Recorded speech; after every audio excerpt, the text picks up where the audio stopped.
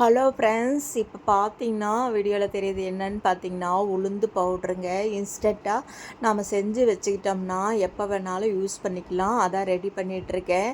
அது வாங்க எப்படி பண்ணேன்னு காட்டுறேன்.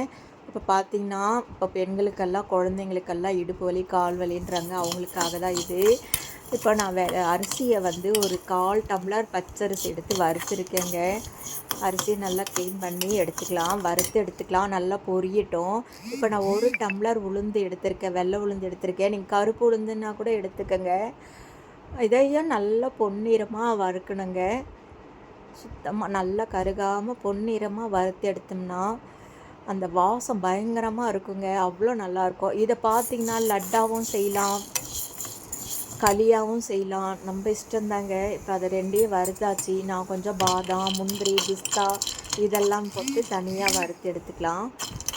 எல்லாம் ஒன்றா கலந்து நல்லா நெய்ஸாக அரைச்சிட்டு வந்துக்கலாங்க. ரொம்ப நெய்ஸாக அரைக்கலனா ரவை பதத்துக்கு நம்ம மிக்சியில் அரைச்சிட்டு வந்துக்கலாம். கூட பார்த்திங்கன்னா 1 ஸ்பூன் அளவுக்கு நான் சுக்கு போட்டிருக்கேங்க. சூப்பரான ஹெல்த்தியானதுங்க.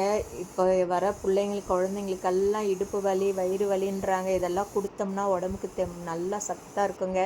இப்போ நான் நல்லா அரைச்சிட்டு வந்துட்டேன். இப்போ நாம் என்ன பண்ணலான்னா கரும்பு சர்க்கரை, நாட்டு சர்க்கரையை அது கூட ஆட் பண்ணி அதையும் கூட சேர்த்து நம்ம அரைச்சிட்டு வந்துக்கலாம். இப்படியே வச்சுக்கிட்டாலும் ஸ்பூன் போட்டு குழந்தைங்களுக்கு ஒரு கிண்ணத்தில் போட்டு கொடுத்து சாப்பிட வைக்கலாம். இல்லைன்னா நெய் விட்டு, சூடான நெய் விட்டு நம்ம அந்த நெய்யை கூட வந்து சூடு பண்ணி விட்டு உருண்டையாகவும் பிடிச்சிக்கலாம். நான் இதை அப்படியே வச்சுட்டு அப்பப்போ யூஸ் பண்ணிக்கலான்ட்டு ரெடிமேடாக எடுத்து வச்சுருக்கேங்க, ரெடி பண்ணி வச்சுருக்கேன். வேணுன்றப்போ நம்ம தேவையானது ஒரு கப்பில் போட்டு கொடுக்கலாம். இல்லைன்னா நம்ம நெய் விட்டு உருண்டை பிடிச்சி நெய் காய்ச்சியும் கொடுக்கலாங்க. சூப்பரான ஹெல்த்தியான உளுந்தம் பவுடர் ரெடி ஆகிடுச்சுங்க.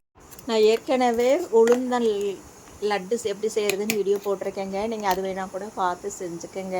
இந்த வீடியோ பிடிச்சிருந்துன்னா லைக் பண்ணுங்கள், ஷேர் பண்ணுங்கள், என்னோடய சேனலை சப்ஸ்கிரைப் பண்ணுங்கப்பா. பாய்.